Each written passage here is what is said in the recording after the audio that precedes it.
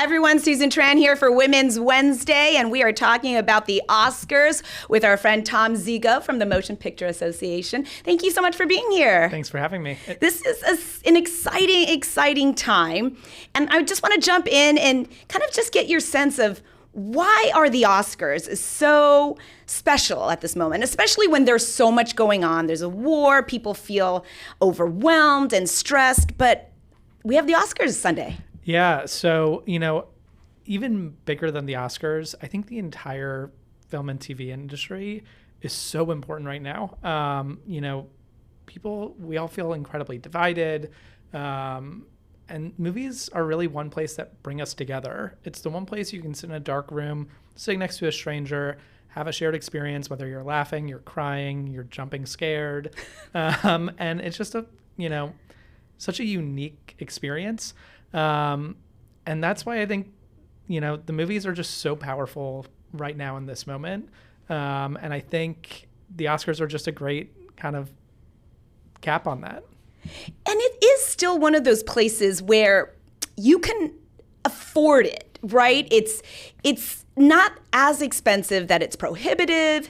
You get a moment to really genuinely escape and have an adventure. Yeah. And, like you said, you can go escape. You can escape on your own. You can escape with your family. You can escape anywhere. And what's so great about the movies nominated this year, it just goes to show that there's something out there for everyone, because each movie's so different, and each story is so different.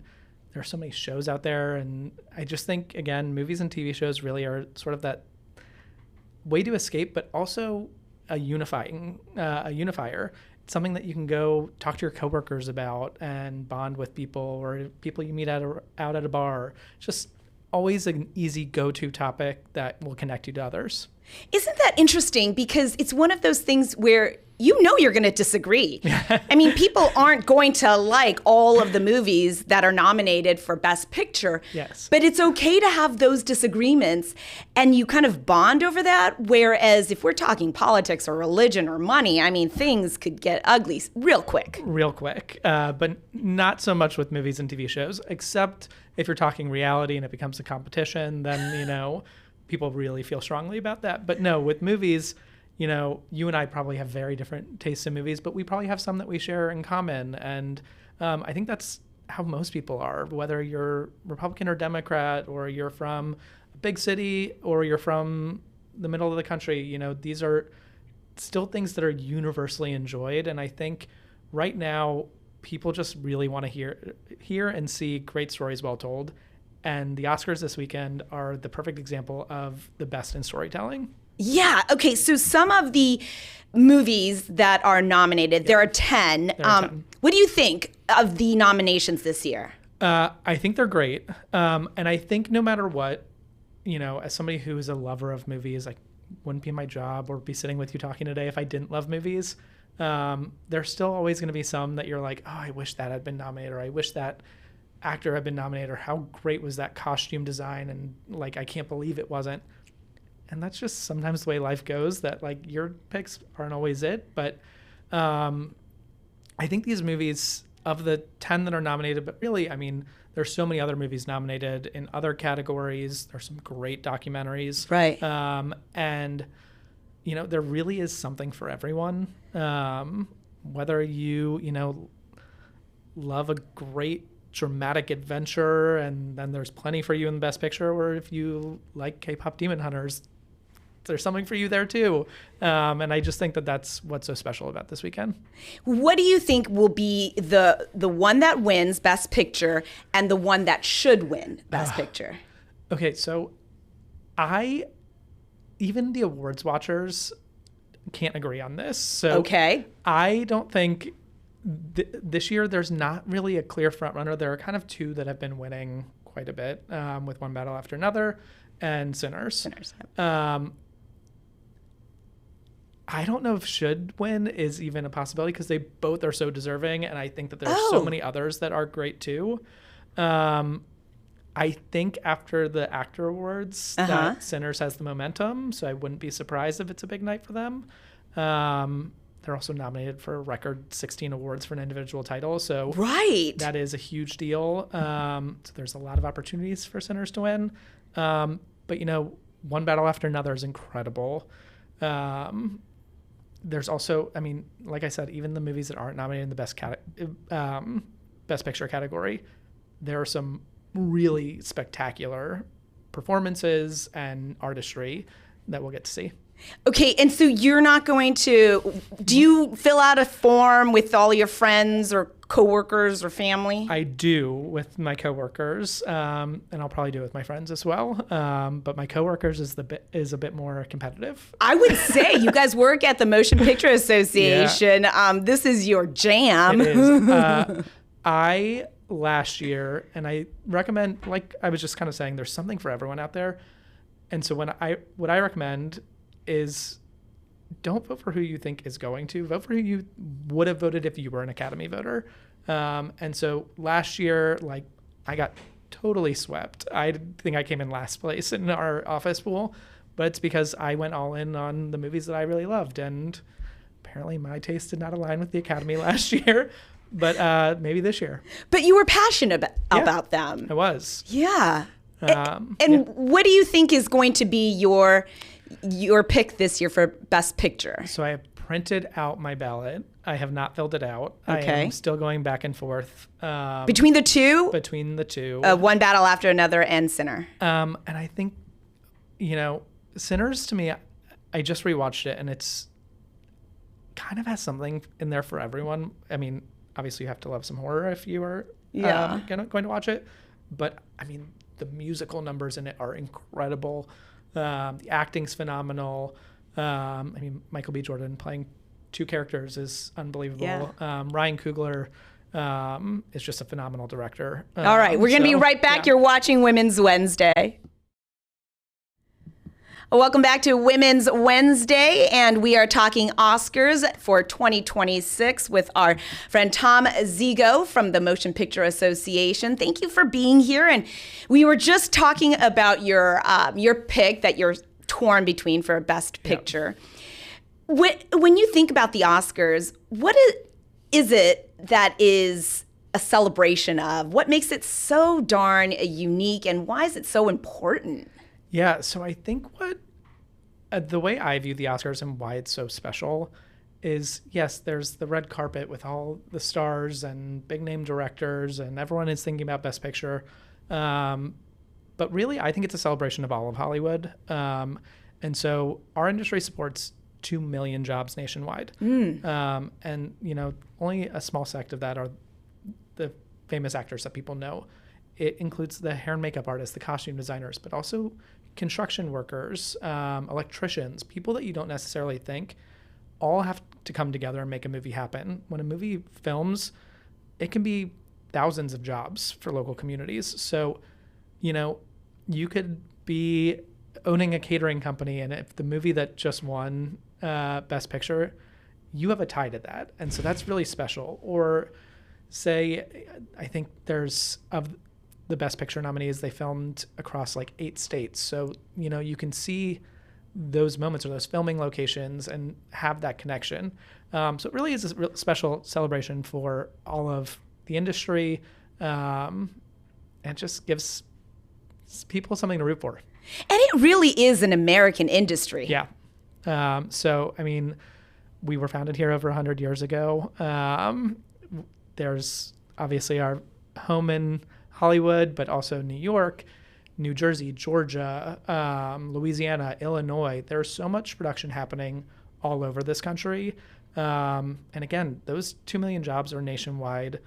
There's, I think, 160,000 businesses that make up the industry. Of those businesses, 93% employ fewer than 10 people. So they're small businesses who just love what they do. And they could be prop houses. They could be, like I said, caterers. But that's not even to say, I remember during COVID, there was a coffee shop in Brooklyn that was about to close, and a production came and was filming on our set. And the owner reached out to us and said, because of this production, my business was able to stay afloat, and it's still thriving, still open today. And so there's all those indirect impacts, and, you know, it's just, it's exciting. If you ever walk down the street, I mean, our office is downtown, and when something's filming on our street, even us at the MPA, we're all geeking out. We're all texting each other being like, what do you think's filming outside? So it's exciting. It just is a really special industry and something incredibly unique, but also incredibly American. And we export it. We export it. We export more than we have a positive trade balance with every country in the world. And, you know, audiences everywhere love great American stories.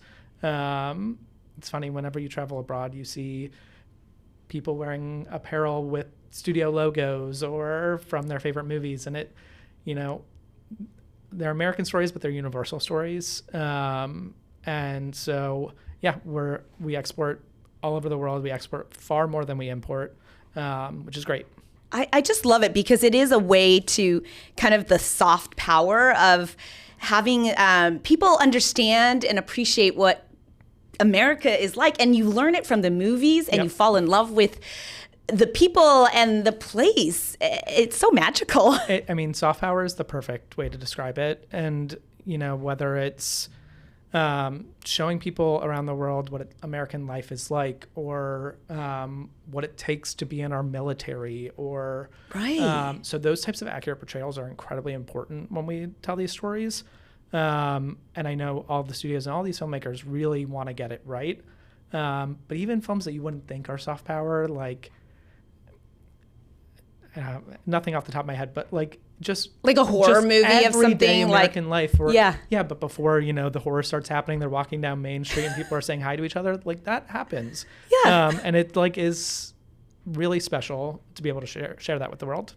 And very uniquely, and for the first time, there's a new category to kind of recognize all of the different people who are part of the movie business. Yeah. So the first time since the 2001 Oscars, we have a new category at the Academy Awards. It will be Best in Casting. And casting directors are an incredibly important part of the process. I mean, you know, you see these movies and you're like, oh, I didn't realize that actress was also up for the role because I could never see anyone but this person in it now. And that casting director has to know it out of the gate. And so very exciting that they're going to be recognized. They're going to be recognized in a very big way this year. And yeah, so it's one of the other big history moments this year.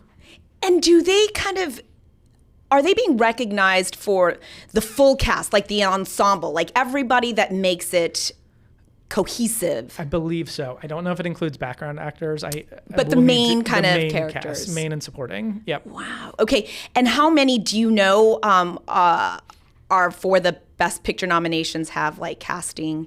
Oh, I'd have to look. I believe all 5 are nominated. Ooh. So I think it's the same of the 10 Best Picture nominees. I believe all 5 came from those movies. I believe so. Wow. Okay, that's really impressive. Yeah. I mean, close you enough. Can fact check me later but I'm sure that they had their hands in making this production just feel so real. Yeah. And authentic. I mean, casting, you think about things that are important to a movie.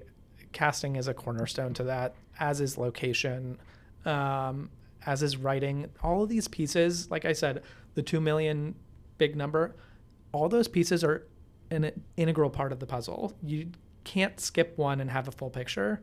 Yeah. And so I really think that this is an exciting way to honor such an important piece of the puzzle. So I love that we can see how it goes. Yeah, we can geek out about just like how excited, even if we're not a huge movie fan of anything specific, we know that this is genuinely special and magical. Yeah. I mean, listen, I'm a fan. All right, hang on. We'll be right back. You're watching Women's Wednesday. Welcome back to Women's Wednesday. We are talking Oscars with Tom Zigo from the Motion Picture Association. And we left off by just talking about how special the movie industry is and all of the components. Yep. So let's just get into what makes this year even more kind of celebrated, specifically for Steven Spielberg. Yeah, so Steven Spielberg has officially broken a record. He is nominated for his 14th Best Picture. He is a producer on Hamnet.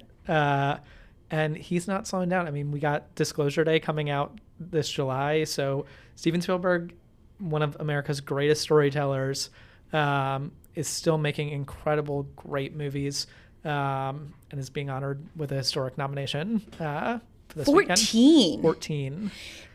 And he doesn't just have one genre. No.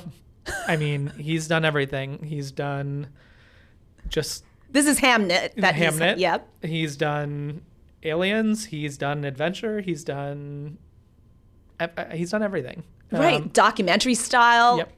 And so he's truly, I mean, just one of the greatest filmmakers, a great American filmmaker. And it's incredibly exciting. And I also just am very excited about Disclosure Day this weekend, this summer. So tell me about the movie, okay? Because I'm not familiar. It is. It's an alien movie. Oh, okay. And so I don't know a lot of the details yet, but I have a weird love for an alien movie. So it's kind of like people are starting to find out that aliens are amongst us, and what does that mean? And I was watching the trailer actually right before I came over. So it's one I'm looking forward to this summer. There's a lot coming out this summer that's going to be great. And we were talking also about how there were not clear front runners this year in the Oscars. And my question is, is it because they're so good this year, or what makes it so undistinguishable when you don't have like the top horse in the game? Yeah, I think we're just in this really great period of storytelling. But also, there's so much great content out there. Everything's so different, which also makes it harder. So the Academy voters really could go any way. And so I think at the end of the day, it does come down to those Academy voters. But I think that's just a signal that there's so much great content out there for audiences, and there's a movie out there for whoever wants to watch it. Which is great not only for audiences, but also for people working in the industry, that they can find their audience. And do you think that there is just one category? I was trying to figure out and get to know all of the different categories, and it did seem like there was just one where everyone was like, it's pretty much going to be this person. There are certain categories where your educated guess will probably end up being correct, but at the end of the day, it really could go to anyone. I mean, you don't think Best Actress is the one that's the one everybody was like, it's gonna be her. It's from Hamlet. I could see it being Jessie, but you never know. I mean, okay. I don't want to give anyone a 100% guarantee because I'm not an Oscar voter. So right. I didn't have a say. But even like in some of the other categories, like Paul Tazewell, who won for costume design for Wicked Part 1, I thought he was a shoo-in for not only a nomination, but a win. And he wasn't even nominated this year. So it's just been a really interesting year. Who was left out? Was Wicked the big one for you? Wicked for Good was the big one for me. Not only from a movie perspective, but Paul Tazewell's costumes are incredible. Ariana and Cynthia are incredible. John M. Chu, who the MPA gave our MPA Creator Award to last year. So we honored him here in DC a few months ago. So there's a lot from that movie, but there's a lot from a bunch of great movies. And I think that's the great thing about the industry right now is there's so much good content out there that it is incredibly hard to pick, and it could be anyone's game. Are there any movies, actors, actresses, or categories where you're just thinking, okay, this is going to be the dark horse? I don't think there's any specific dark horses. I think it started to this year.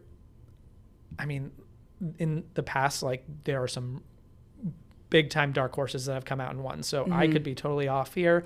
But it really, I mean, in those categories where it is competitive and most, like you said, I think only one is pretty clear there's a front runner.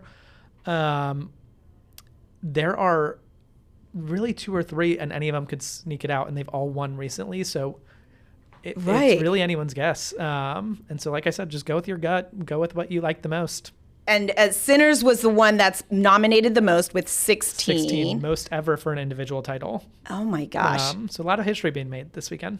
Incredible. Yes. And then Steven Spielberg for Hamnet. Yep. And the best actress. I just read everywhere that she was kind of the front runner, if you will. Jessie Buckley has been winning many awards. So I would say it would be a good bet to bet on her. But again, I don't want to give you any guarantees. All right. When you are watching on Sunday, do you also do the red carpet? Oh, yeah. You plan a party? Do you get dressed up? Tell me your strategy for the weekend. So I do it at home. We sometimes invite over a few friends. But honestly, I'm somebody that, like, I love the Oscars so much that I don't want it to be a party because I want to be able to pay attention and listen to everything. I don't want people talking. So I'm more watching it, making a nice dinner, watching the red carpet. But I am on probably 15 group texts that are just constantly going off. So our work one with the with our own Oscar ballots, that will be, I'm sure, going off frequently throughout the night. Oh my gosh. All right, Yeah. Tom Ezigo, thank you so much Thanks for having me. for coming and sharing your thoughts from the Motion Picture Association, Yeah. and have so much fun. I hope you're not disturbed. Thank you. Thank you.